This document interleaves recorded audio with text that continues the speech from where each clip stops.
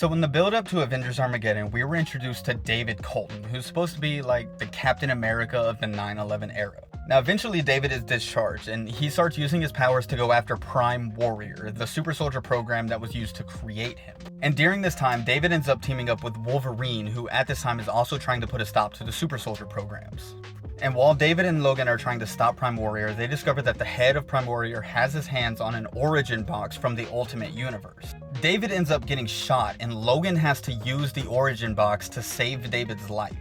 And this origin box not only saves David's life, but it also gives him the ability to fly, and makes him massively more powerful. They say that he has Hulk levels of strength now. He's even strong enough to one-shot Captain Marvel. He just hit her one time and she's down for the count. But my question is, whose origin box is this? Whose powers did David end up getting? Because I've seen a lot of people say that the origin box belonged to Hyperion, but Hyperion's an Eternal from another planet. You can't really fit that origin into a box. I also heard somebody say that it might have been Gladiator, but once again, his origin can't really fit in a box. He was born with these powers the same way Hyperion was. Which is why I think that he actually got the powers of the Sentry. The Sentry is the only powerhouse who can fly and has super strength, whose origin could fit in a box. The serum that gave the Sentry his powers could have been inside of that origin box. And if my theory is correct, it's going to be so cool to see the powers of the Sentry inside somebody who doesn't have all the same